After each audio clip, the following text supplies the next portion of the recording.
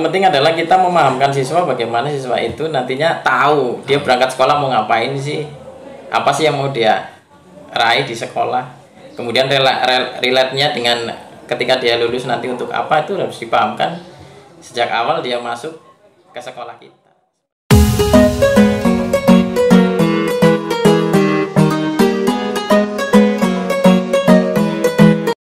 Wabarakatuh. Terimalah salam kami, Komunitas Guru Belajar Banyumas.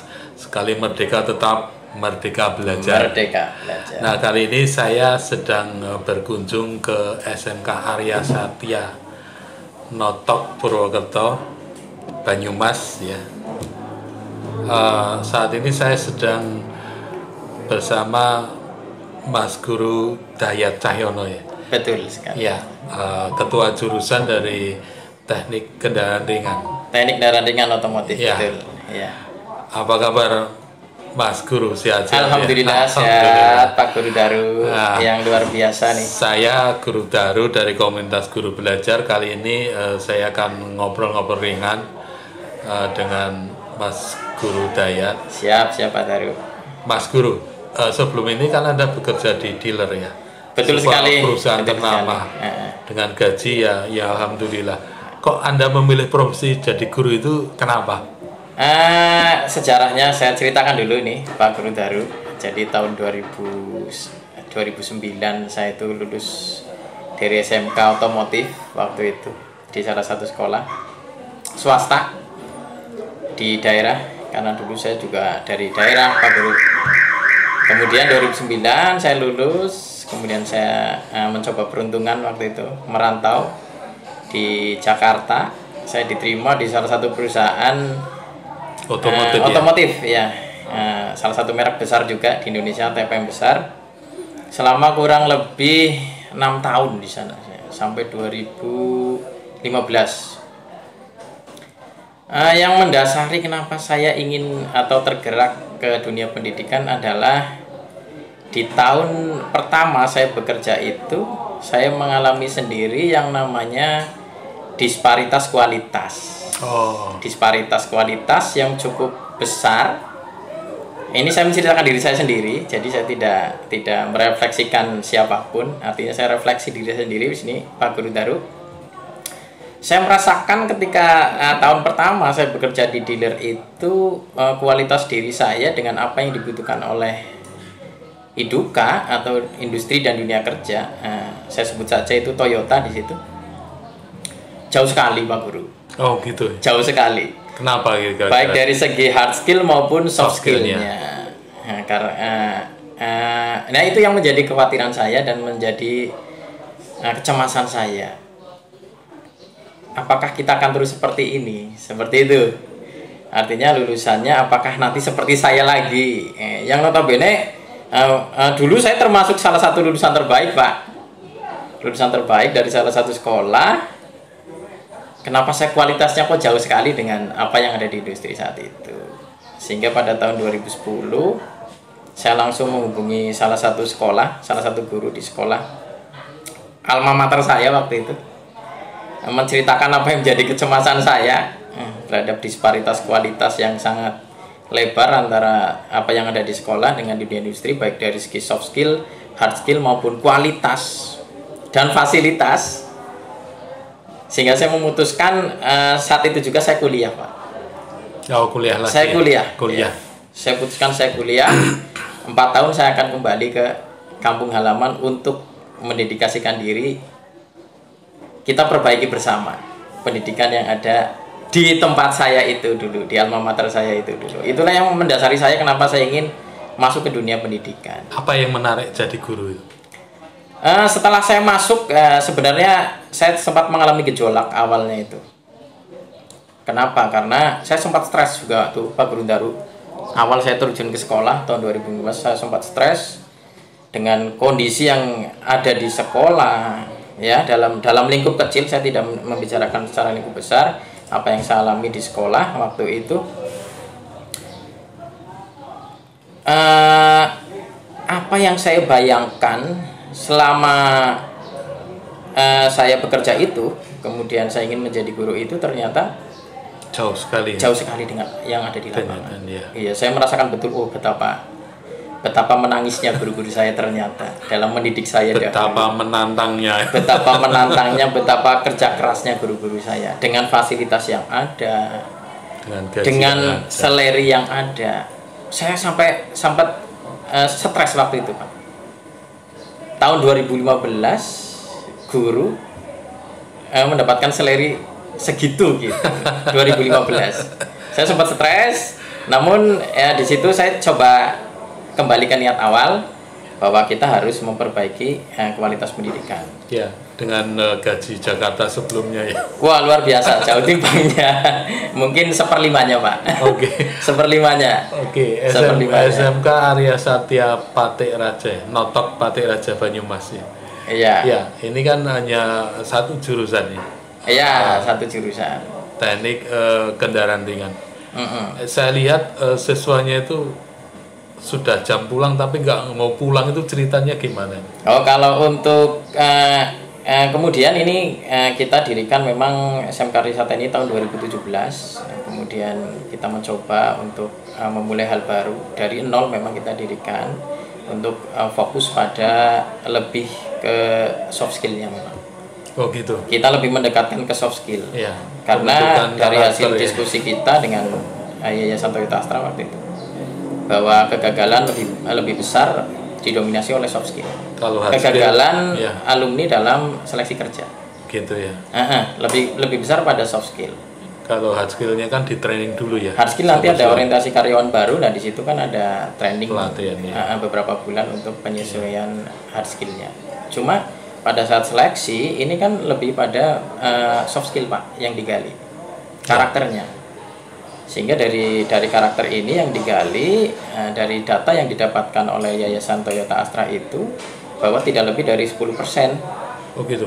Betul, dari 1000 pelamar yang masuk ke Toyota, perusahaan di bawah naungan Toyota dan Astra itu, yang diterima paling di bawah 100 seperti gitu. Itu. Nah, kegagalannya di mana? Tentu yang menjadi kecemasan kami waktu diskusi tahun 2017 itu adalah dari segi karakter. Sehingga muncullah yang waktu itu booming kelas industri namanya, kita rubah. Kalau kelas industri itu lebih akan menekankan pada technical, kita rubah namanya menjadi kelas budaya industri. Budayanya ya. Sehingga yang diserang adalah soft-nya. Oh. Tidak lagi kita mengarah ke technical. Padahal di praktek kejuruan kesehariannya itu tujuannya untuk mengasah soft skill ya, Mas. Betul.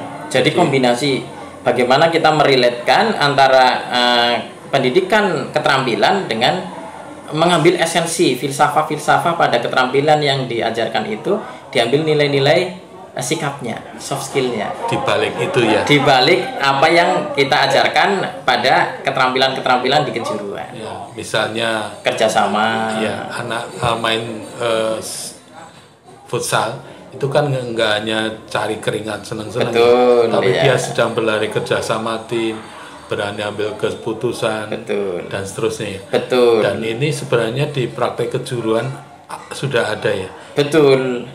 Itu di praktek kejuruan kan sebenarnya bukan hanya kita contoh ya, kita cari teknis ya. Kita bongkar mesin gitu kan. Ya. Bukan hanya kita bongkar kemudian kita masang, tetapi kan di situ ada nilai-nilai falsafah yang harus kita gali ke anak, seperti ketelitian, kesabaran, kerjasama, tidak egois antara siswa dengan siswa lainnya, sehingga akan menghasilkan buah karya mesin yang runningnya bagus, halus, hasilnya memuaskan untuk pelanggan. Nah itu kan sebenarnya ada nilai-nilai sikap yang harus kita gali. Jadi siswa dipahamkan ya. Siswa dipahamkan, bukan hanya bongkar pasang jadi kasih nilai, tidak seperti itu. Kalau begitu anak siswa itu sudah tahu tujuan belajarnya ya. Betul, paling penting adalah kita memahamkan siswa bagaimana siswa itu nantinya tahu dia berangkat sekolah mau ngapain sih, apa sih yang mau dia raih di sekolah.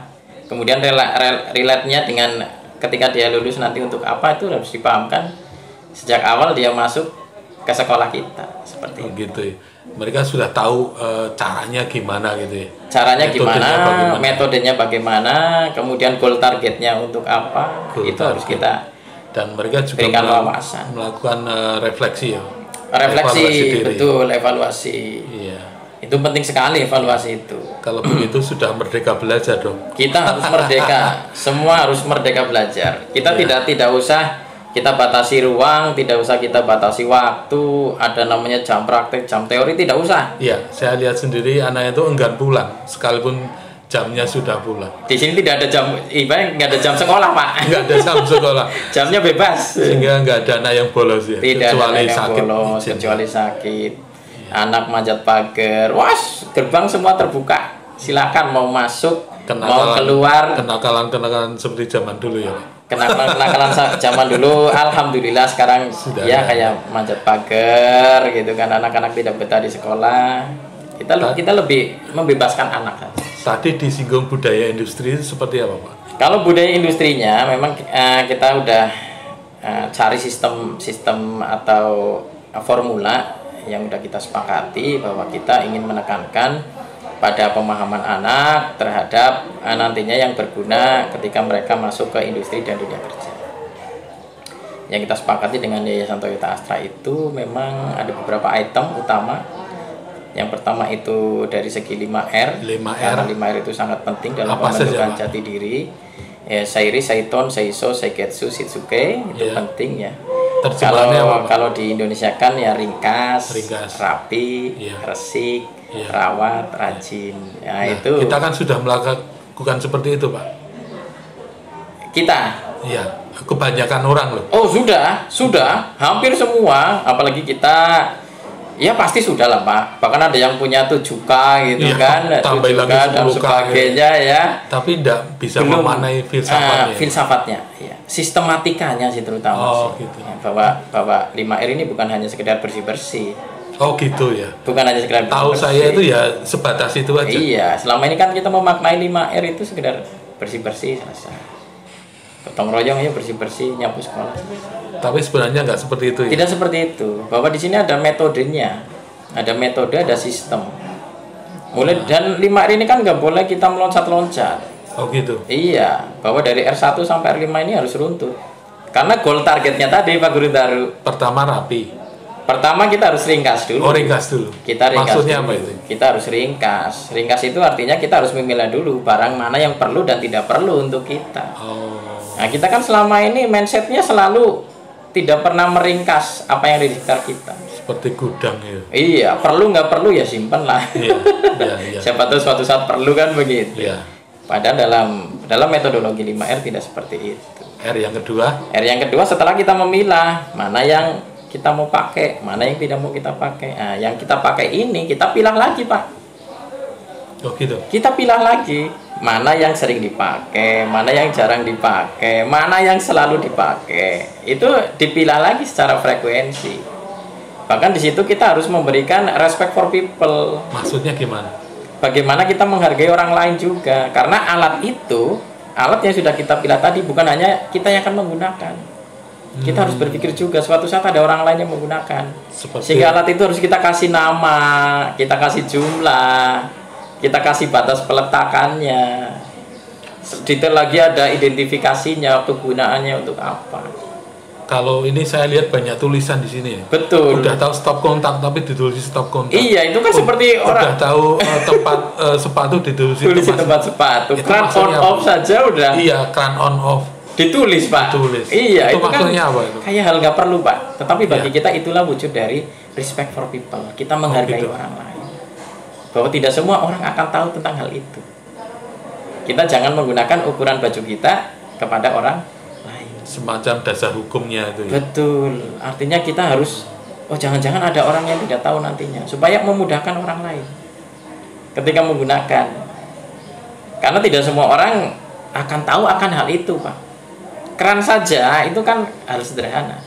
Mereka akan apa ini diputar, apa ini ditekan, kan kita harus respect. Oh ini supaya keran itu juga awet. Jadi tujuannya itu untuk memberikan respect pada orang lain. Betul. Bukan membodohkan ya. Bukan. Justru ini kita respect for people. Kita menghargai semua orang. Semua orang yang datang ke sekolah kita. Semua orang itu nggak sama ya. Nggak sama, Pak. Oh gitu ya. Bahwa semua itu kemampuannya tidak sama dengan kita, ada yang lebih dari kita. ada yang memang tahu di bidang A, tahu di bidang B. Nah ini wujud respect for people. Kayak tagline-nya Toyota ya Pak? Betul sekali. Respect Kita kan for people. continuous improvement, Continuous improvement, perubahan yang terus menerus. menerus. Yang kedua adalah kita harus menghargai Orang lain. orang lain. Terus R yang ketiga Pak? R yang ketiga ini setelah kita melakukan rapi, kita juga harus merawatnya Pak. Itu Merawat, kita ya? harus membersihkannya, menjaga kondisinya tetap bersih, tetap prima. Nah itu kita ya ada yang metode melakukan daily cleaning, ada yang mingguan, bulanan. Itu kita harus rajin merawatnya, karena anggapan ketika alat itu dipakai maupun tidak dipakai tetapi dalam kondisi bersih, maka alat itu akan selalu kondisinya prima. Oh gitu ya. Jadi kita tidak hanya menghormati orang lain, kita juga menghormati benda-benda mati di sekitar kita. Itulah prinsip yang ditanamkan oleh Toyota kepada kita Pak. Bukan hanya makhluk hidup yang kita hormati, benda mati pun harus kita hormati. Saya pernah ditegur Pak, waktu itu saya meletakkan transmisi di lantai Pak. Oh gitu. Saya ditegur Pak. Kenapa? Saya tidak menghargai benda mati. Oh gitu, segitunya ya Pak? Segitunya Pak, saya ditegur. Setengah dimarahin lah. Kalau sekarang hanya dimarahi Pak, zaman dulu saya langsung ditendang. Ditendang begini. Itu sebegitunya. Artinya bahwa filsafat-filsafat hidup orang-orang zaman terdahulu ya kita bangkitkan kembali lah. Ya. Termasuk di industri pun ternyata seperti itu Pak. Oh gitu. Bahwa filsafat-filsafat terutama kita ya Pak, orang yang berasal dari Banyumas, dari Jawa yang terkenal dengan unggah-ungguh sopan santunnya, ya ayo kita tanamkan kepada anak-anak didik kita. Oh, gitu ya. Pada kita, anak-anak didik kita, orang-orang di sekitar kita, ayo kita saling. Insya Allah hidup kita akan jauh lebih damai lah. Harmonisasi. Ada harmonisasi. Kalau R yang keempat Pak? R keempat ini adalah bagaimana kita memaintain kondisi dari R1 sampai ke R3. Ini kan rawat. Rawat ini banyak metodenya Pak. Kita ada membuat checklist harian. Ada kita membuat label perawatan. Untuk apa? Supaya kita tidak kembali ke masa lalu Pak. Kalau kita sudah sampai ke R3, jangan kita kembali ke R2 atau ke R1. Oh gitu ya. Supaya rawat ini untuk mengontrol supaya R1 sampai R3 ini tetap jalan sesuai dengan sistematikanya. Apa nggak jadi ribet Pak? Tentu pada saat awal pemikiran kita itu menjadi ribet Pak. Kenapa sih saya harus meriksain ini tiap hari? Wong kemarin aja masih bagus, pasti hari ini juga bagus. Kadang-kadang ini berpikir seperti itu. Tetapi lagi-lagi kita itu sistemnya paksa rela di sini. Memang kadang-kadang kita harus dipaksa dulu, baru kita akan rela ikhlas menjalankan. Paksa rela. Paksa rela. Kita terpaksa dulu nggak apa-apa di awal. Terpaksa kita melakukan ini, terpaksa kita melakukan ini. Tapi pada saat di satu titik tertentu, ya menurut penelitian itu saya pernah dapat baca suatu artikel bahwa ketika kita memaksakan suatu kegiatan, ya yang terus menerus selama kurang lebih 21 hari, di hari ke-22 itu kita akan melakukannya secara otomatis tanpa terpaksa lagi. Itu penelitian ternyata Pak. Nah itu yang saya tanamkan, paksa rela. Saya paksa 21 hari itu jangan sampai putus. Fokus ke 21 hari. 21 hari ini jangan sampai ada yang terputus satu hari pun. Karena ketika terputus satu hari akan kembali ke hari pertama lagi. Oh iya. Terus R yang kelima Pak. Nah R yang kelima ini adalah puncak dari R1 sampai R4. Ini lebih ke penghargaan kepada diri kita sendiri dan kepada tim kita. Ini yang disebut sebagai kita sudah melampaui level rajin Mbak. Rajin. Iya. Jadi rajin itu lebih pada kita sukses menjalankan R1 sampai R4. Sehingga kita berada pada tatanan rajin. Dan ini suatu tatanan yang tidak mudah. Level yang tidak mudah. Karena ini butuh konsistensi, butuh kesungguhan, istiqomah berat Pak. Oh berat sekali. Istirahat. Makanya di R5 ini R5 ini sangat berat sekali untuk dicapai. Dan kalau kita mau menyerah ya kita nggak bakal bisa sampai ke R5. Ibaratnya ini udah titik puncak daripada apa yang kita lakukan dari R1 sampai R5. Lalu implementasinya keseharian gimana Pak ke siswa? Implementasi keseharian ke siswa kita mulai dari hal ringan-ringan dulu Pak. Oh, ya, pembiasaan gitu ya? Pembiasaan, iya. Lagi-lagi kita kembali paksa rela tadi. Kita biasakan mereka buang sampah, merapikan alat praktek, mengambil alat praktek sendiri, mengembalikan ke tempat semula. Kita jangan tergantung ke toolman dan sebagainya. Malah nggak punya toolman ya Pak? Di sini toolman-nya abu-abu lah bahasanya. Iya.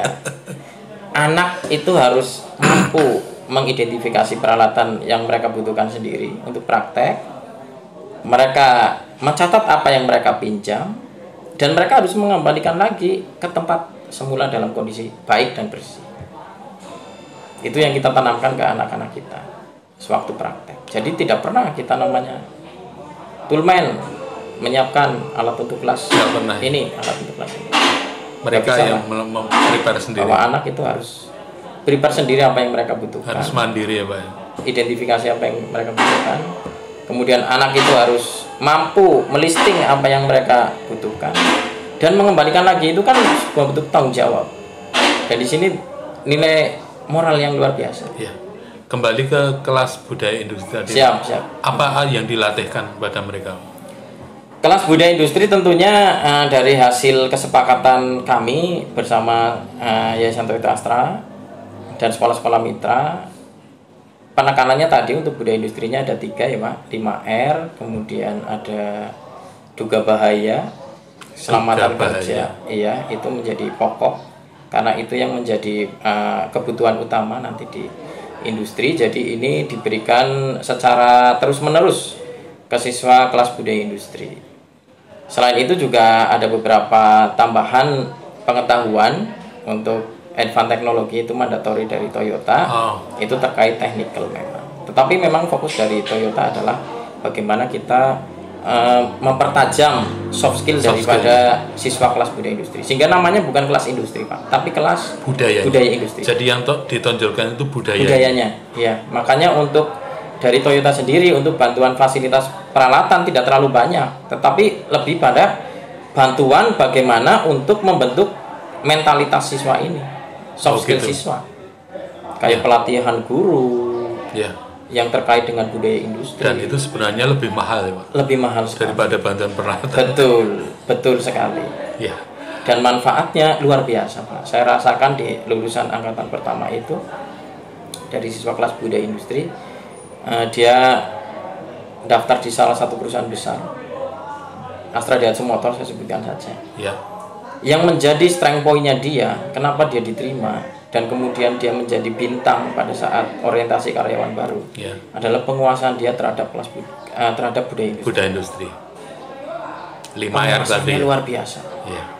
Sampai saya dapat report di tahun pertama dia sudah mengikuti salah satu aktivitas Kaizen ya. Continuous improvement itu tadi. Di plan-nya dia di plan engine, kalau engine crankshaft, dia di pembuatan crankshaft. Sampai dia presentasi di depan manajemen. Gitu. Luar biasa. Padahal dari pekerja junior ya. Dari pekerja junior. Anak baru masuk tapi sudah bisa melakukan bicara di depan para manajer ya. Dan presentasi di depan manajer. Suatu kebanggaan buat saya bahwa apa yang kita cita-citakan bersama Yayasan Toyota Astra untuk membentuk karakter ini sudah menemui titik terangnya. Hasilnya sudah mulai terasa. Dan persentase siswa kelas budaya industri yang terserap di industri dan dunia kerja itu lebih dari 75%. Tahun pertama ya? Tahun pertama, industri besar semua. Baik di Astra Daihatsu, Astra Honda maupun di perusahaan-perusahaan dealer Toyota, Mitsubishi, Honda, ada yang di Suzuki juga. Itu lebih dari 75% mereka terserap. Dan keyakinan kami bahwa memang kegagalan siswa kita itu adalah di soft skill itu sudah mulai teratasi. Kegagalan di interview itu sudah mulai teratasi. Ternyata betul sekali. Kita artinya harus mengakui bahwa hard skill memang akan menunjang kita keterampilan, tapi soft skill ini jauh lebih menunjang. Kata peneliti sampai 95%. Sampai 95%. Iya. Kata peneliti udah 95%. Dan saya sudah buktikan 75% siswa kelas budaya industri terserap di industri besar. Dan kita akan coba terus tingkatkan dengan memodifikasi dan menambahkan lagi apa yang belum kita berikan nantinya ke kelas budaya industri. Harapannya sih tetap kita 100% siswa kelas budaya industri Kalau tersertifikat. begitu budaya industri itu ada sertifikasinya ya Pak? Ada Pak, Wah, ada sertifikatnya. dari Toyota langsung ya? Kita dari Toyota, betul. Termasuk kita para mentor juga dapat sertifikat yang sudah mendapatkan training untuk soft skill Ya. dari Toyota. Kita dapat sertifikat lisensi, ada lisensi gold, ada lisensi silver, ada lisensi bronze waktu itu. Jadi yang boleh mengajar kelas budaya industri itu hanya guru-guru yang sudah tersertifikasi soft skillnya. Jadi kalau ada teman-teman sekolah lain ingin belajar budaya industri bisa menghubungi SMK Arya Satya Pati Raja. Boleh kita terbuka. Bahkan ini kan pengimbasan namanya Pak. Ya. Pengimbasan untuk beberapa SMK, dan beberapa SMK pun ada beberapa yang sudah ibaratnya kita sharing lah, berbagi. Saling menguatkan ya. Saling menguatkan, kita maju bersama, tapi khusus untuk soft skill Pak. Khusus Soft skill. Ada yang minta 5R, ada yang minta kodawari, ya kita sharing. Sebab banyak teman-teman guru itu hanya terperangkap atau apa ya, dia hanya ngajar hard skillnya aja, keterampilan pengetahuan. Betul. Sementara soft skillnya itu hanya sampiran. Betul, ya, karena 3 elemen di sini ada knowledge, kemudian skill, attitude ini. Nah, ini kita harus menguasai 3 elemen ini ketika mendidik anak. Harus seimbang minimalnya. Dan porsinya justru harus diperbesar di attitude-nya ini Pak. Attitude-nya harus diperbesar. Ya, saya pernah dapat info dari bengkel itu, Pak, yang penting attitude sih. Betul. Nanti ahli itu akan mengikuti. Betul. Ini kan sulit dibentuk Pak, attitude ini. Ya. Karena ini adalah apa yang mereka dapatkan selama, kalau di SMK kan berarti selama 17 tahun. Belajar, mereka hidup itu mulai dari lingkungan rumah, belajar di SD, di SMP, lingkungan masyarakat, di SMK. Nah, itu kalau kita tidak bentuk sedari dini, dari usia dini, maka attitude ini akan lemah. Ketika attitude-nya lemah, kemudian mereka hanya unggul dari segi hafalan, pengetahuan, kemudian unggul dari skill, maka akan sulit masuk ke dunia kerja. Baik mereka mau berwirausaha maupun mau bekerja di industri besar, mereka akan sulit. Ya. Tetapi orang yang unggul secara attitude, mereka punya skill yang mungkin kurang, secara pemahaman kurang, ini cukup diasah 3 bulan saja menurut industri sudah selesai persoalan. Tapi kalau attitude kurang, wah sulit sekali. Watak sama batuk itu ya. Wah. Kalau batuk sebentar sembuh, kalau watak betul. Karena ini terbentuk ya lama. Sehingga kalau tidak segera kita bentuk dari awal, ini akan sulit. Dan ini kan perlu kolaborasi, mulai dari pendidikan usia dini, pendidikan elementary school, SMP, SMK, ini harus dibentuk attitude ini dari awal, sehingga ketika mereka sudah memasuki usia kerja, attitude-nya sudah bagus, keterampilannya kita bekali di SMK, pengetahuan mereka bagus, wah ini akan menjadi sumber daya manusia yang hebat nanti. Modal untuk sustainable success ya, Pak? Sustainable success. Ya, tadi saya sempat masuk toiletnya, ada tagline. Siap. WC, toilet, kelas hotel berbintang. Betul. Ternyata betul. Betul. Apa punya tenaga khusus untuk toilet itu, Pak? Tidak ada, Pak. Tidak ada. Jadi semuanya dikerjakan siswa. Dikerjakan siswa. Masya Allah. Jadi di sini ada konsep toilet bintang 5 namanya. Iya. Semua warga sekolah berkewajiban, mereka punya hak, punya kewajiban ya Pak. Ya. Hak mereka adalah menggunakan toilet dengan fasilitas yang ada. Fasilitas air, gayung, kloset, pewangi, sabun cuci tangan, itu hak mereka. Tetapi kewajiban mereka adalah menjaga kembali kebersihan toilet tersebut, lengkap dengan airnya, sabunnya habis harus diisi kembali, semua fasilitas harus dalam kondisi baik. Kenapa? Karena ini adalah salah satu implementasi respect for people itu tadi. Jadi dasarnya itu kesepakatan dan konsekuensi. Bukan karena hukuman dan tidak ada. Bahkan kita tidak ada punishment Pak di sini. Oh gitu. Tidak ada hukuman. Adanya itu konsekuensi itu yang sudah disadari siswa. Dari awal kita memang namanya SMK itu kan ada wawasan wiyata mandala biasanya Pak. Ya. Ospek itu ya. Ospek ya, ada MPLS lah kalau di SMK itu. Kita memang edukasi di awal. Gitu ya. edukasi di awal bahwa di SMK ini menerapkan peraturan seperti ini. Tapi kita tidak pernah memberikan punishment. Oh gitu. Yang terjadi adalah ketika si A tidak melaksanakannya akan di-cover oleh si B. Oh, si gitu. A akan malu melihat si B meng-cover pekerjaannya Ya. dia sehingga semua akan terbawa. Sehingga padahal dia merasa mampu ya. Dia merasa mampu. Sehingga inilah saling mengisi satu sama lain, belajar satu sama lainnya. Konsep ini yang kita pakai. Kalau punishment, contoh, misal ini punishmentnya kita ringan saja Pak. Ada siswa telat 5 menit masuk jam 10.15. Dia datang 10.20 baru datang. Ya kita punishmentnya harus yang relate dengan apa yang ada di Pekerjaannya itu sekolah kita. Iya. Buang sampah. Oh gitu. Iya. Buang sampah, sampahnya penuh. Oh. Oh siapa? Mereka buang sampah kemudian melapor lagi. Pak, sampah yang di sana penuh semua. Nah, ini kan berarti ketahuan ada abnormalitas. Ada sesuatu yang tidak beres di sekolah, sampahnya penuh semua. Ya. Ya, yuk kita eksekusi bersama. Oh gitu ya. Kita eksekusi bersama supaya kondisi abnormal ini menjadi normal kembali. Dampaknya adalah siswa enggan pulang sekalipun sudah jam pulang. Betul. Ini udah jam berapa ini? Udah jam 2:30. Wah, ini masih ramai, Pak. Terima Ini kasih. jam 5 nanti pulangnya. Terima Pak. kasih bincang-bincangnya Siap. Mas Guru Siap, Pak Daya Guru. SMK Arya Satya Notok Pati Raja Banyumas. Terima kasih. Terimalah salam kami. Sekali merdeka belajar tetap merdeka belajar. Siap.